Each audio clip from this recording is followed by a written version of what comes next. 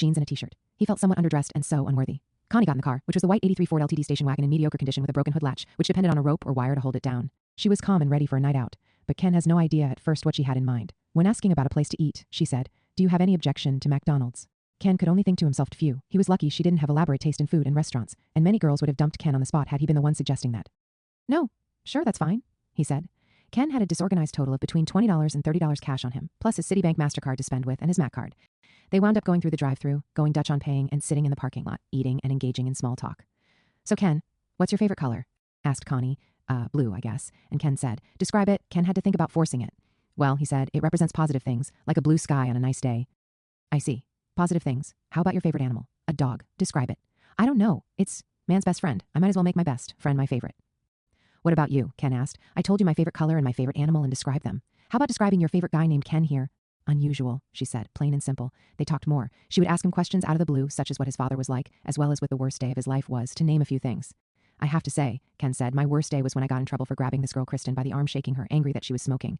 I ended up going to the principal's office, and it was embarrassing. They called my parents, and they rid you the riot actor, did they?" "Yes." "I take it you're sorry you did that, but that you only did it because you cared about Kristen," she said sympathetically. "Yeah." Never really learned how to play solitaire. Connie showed him how. But while she was doing so, he was sitting very close to her and became mesmerized by her beauty. This kept him from paying attention to her instructions. His memory wasn't as good with the rules of card games as it was with birthdays. Just as they were about to get close enough to kiss, however, the sound of his mother and Melinda coming home from shopping disrupted them. No one else was home prior to that. He got up and quickly introduced Connie to them, and they were surprised. They were cordial and friendly to her, saying hi and such, and she was just as friendly on short notice. The two were in Ken's bedroom, and his mom got to say to her, "You're letting her see your disaster area." Connie and Ken chuckled. After a while, Connie decided that she and Ken want to go to a place she had in mind but didn't specifically mention. While driving, she said to him, "Do you want to know where the place is? It's Valley Forge." So they headed on the excursion to Valley Forge. Parked the car. After listening to the song Man on the Corner from Genesis, Ken shut the radio off. There were trees lined along the opposite side of the road they just pulled off. It would have been picture-perfect place to picnic in the daylight. But this time there was hardly any light. Except for the moon and stars, Valley Forge at night, and it seemed more like Inspiration Point.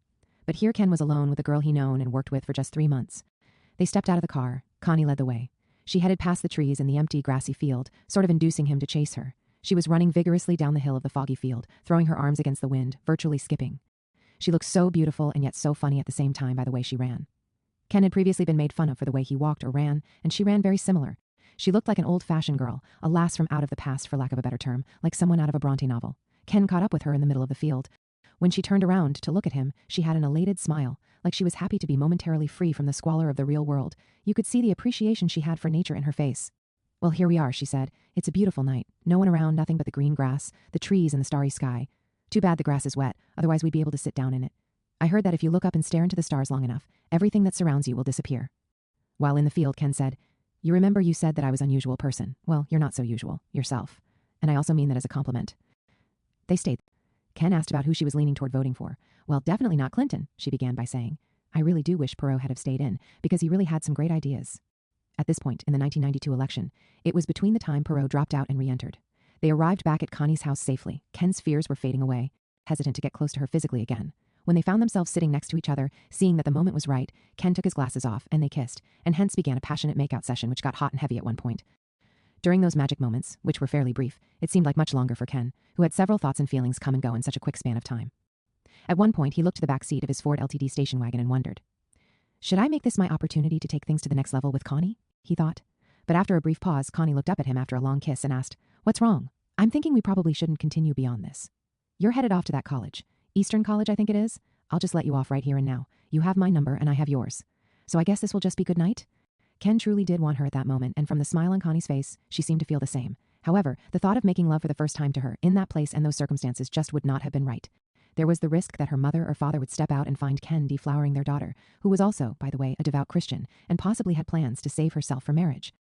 And to be honest with himself, he wasn't even sure if he'd be doing things correctly. Therefore, the decision was made, and after just one additional peck on the lips, she simply looked at Ken and said a soft goodnight and went in for the evening.